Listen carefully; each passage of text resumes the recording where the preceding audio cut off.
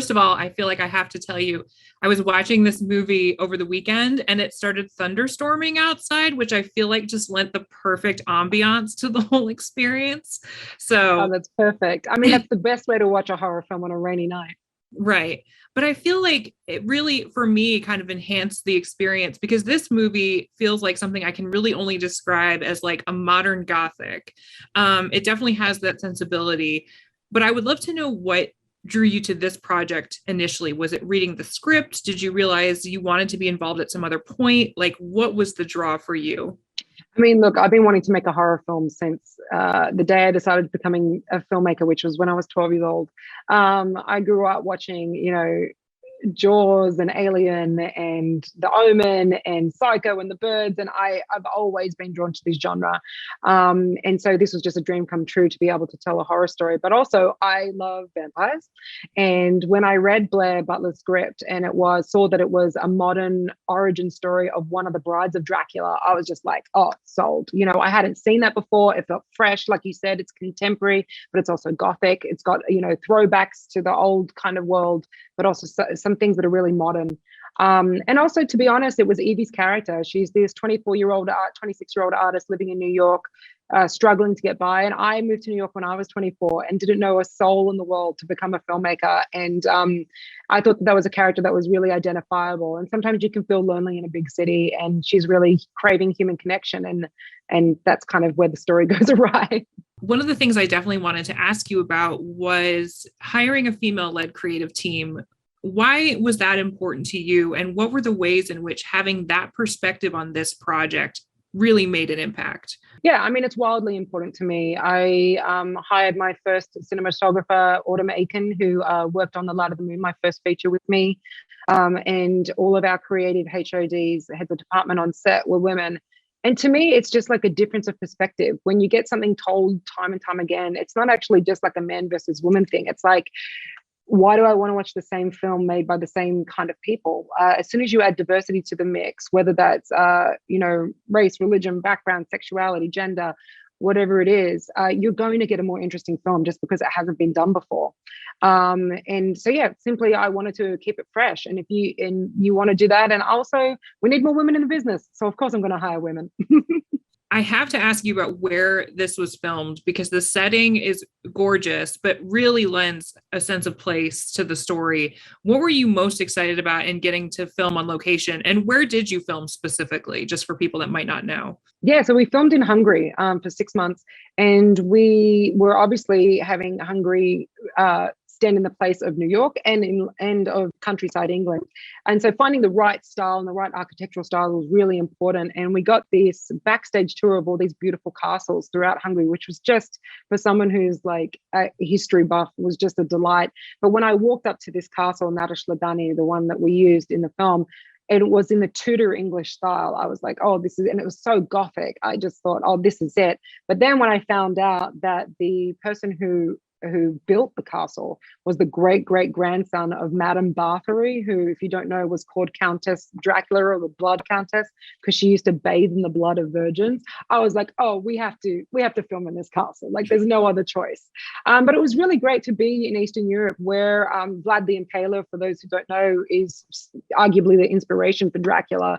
I got to visit the prison where he was held prisoner for 13 years, the real Vlad the Impaler. So just being surrounded by all that history was just, wonderful.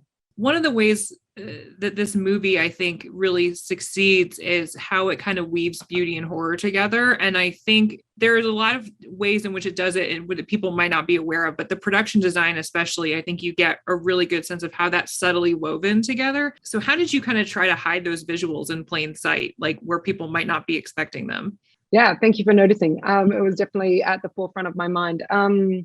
So to me, it's like when you look at that beautiful banquet scene, when you look at that rehearsal dinner scene, you see all this decadent food and it's all like beautiful and colorful and kind of ornate. But when you get closer, you realize it's all rotting underneath. It's all dead. It's all falling apart. There's even flies and maggots growing in it. So to me, it was about creating that contrast, like you said, that beauty and that horror, that romance and that horror that really goes together between the upstairs and the downstairs world. That's a clear distinction. The surface life of these people is all beautiful and decadent and sumptuous, and when you go downstairs, it's kind of rotting in the underbelly. So we tried to create that distinction with light, with production design, with color. And that was really fun to play with. And I think, like you said, it's subtle, and it's something that I don't necessarily want the audience to know immediately, but I'm glad that you noticed. I'm glad that you brought up the dinner scene, because I feel like there are genuinely scary moments in this movie, but the dinner scene, I think, is unsettling in ways that you can't really, I don't want to spoil until people have seen it, but it's a lot. How tough was that to pull off, and how much advanced prep did you kind of have to take in terms of making that scene happen? Yeah, that was probably the hardest scene to film. It was, other than the wedding scene, which maybe I shouldn't mention either, but like it both took 3 days to film. And I remember Peter Jackson saying that one of the hardest films to see, scenes to film for the Lord of the Rings was the dinner scene. And I was like, that makes no sense. Then I realized, it's because there's so many angles and so many looks and so many people to capture when you're sitting around a dining table. So there's that, first of all, the physical challenge of it, but it's also obviously what happens during that scene and making sure that everyone is present, everyone is, ready to deliver that. There's prosthetics involved. There's a lot of different, there's cranes involved. There's, a lot of different things going on in that scene, as you pointed out.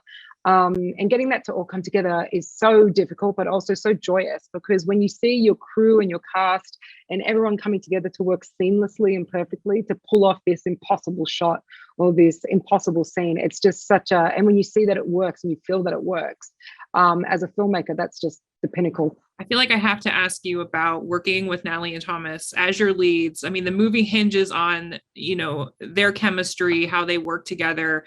I would just love to know what it was like to work with them, to direct them, how collaborative they were, because it really does feel like it's their movie. It's Evie's movie, but it's also, Walter's movie, and their kind of stories that merge for the first time. Absolutely. I mean, Nathalie and Thomas are a delight to work with. I could not have asked for a more supportive, talented, friendly, wonderful number one and number two.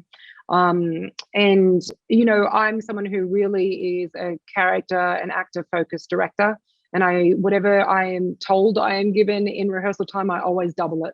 And rehearsal time isn't about going over the scripts and things like that. They can know their lines, they can learn that. That's their jobs. But it's really about diving into the backstory of the characters, getting to know each other, getting to trust each other. Quite often I do these exercises where I ask 30 questions while they're in character.